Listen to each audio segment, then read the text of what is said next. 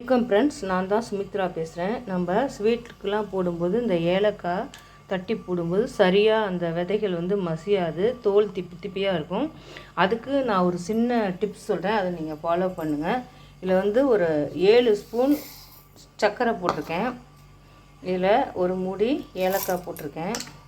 இதை நீங்கள் நல்லா ஃபைன் பவுடராக அரைச்சிங்க அப்படின்னாவே பாருங்கள் ஃப்ரெண்ட்ஸ், நல்லா ஃபைன் பவுடராக அரைச்சிங்க அப்படின்னாவே ஏலக்காய் நல்லா மசிஞ்சு அந்த விதையும் நல்லா மசிஞ்சு நம்மளுக்கு திப்பி திப்பியாக தெரியாது. நான் அரைச்சோன்னே காமிக்கிறேன் பாருங்கள் ஃப்ரெண்ட்ஸ். அரைச்ச ஏலக்காய் பவுட்ரு பாருங்கள், நான் உங்களுக்கு எப்படி இருக்குதுன்னு காமிக்கிறேன். திப்பி திப்பி இல்லாமல் இருக்கும் பாருங்கள். இப்படி தான் ஃப்ரெண்ட்ஸ் இருக்கும், நல்ல நறுமணமாக இருக்குங்க பாருங்கள். இது நீங்கள் ஸ்வீட்ஸு, பாயாசம், கேசரி என்ன ஸ்வீட் செய்கிறீங்களோ அதில் போடலாம். சம்டைம் டீ குடிக்கும்போது டீ தூளில் கூட நீங்கள் இதை மிக்ஸ் பண்ணி வச்சுக்கலாம்.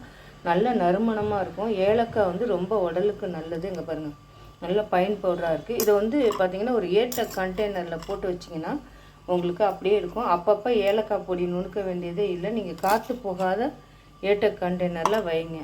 பாருங்கள், இந்த மாதிரி கண்டெய்னரில்.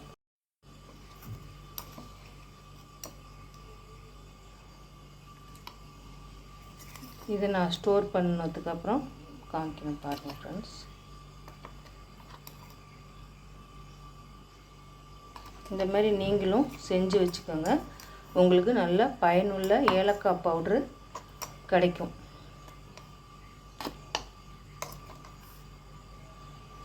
நல்ல வாசனையாக இருக்குது ஃப்ரெண்ட்ஸ். இதில் பார்த்திங்கன்னா ஏலக்காய் பவுடர் அப்படின்னு எழுதி ஒரு சீட்டில் போட்டுருங்க. இது மாதிரி ஒரு ஏட்ட கண்டெய்னரில் வச்சு க்ளோஸ் பண்ணி வச்சுருங்க.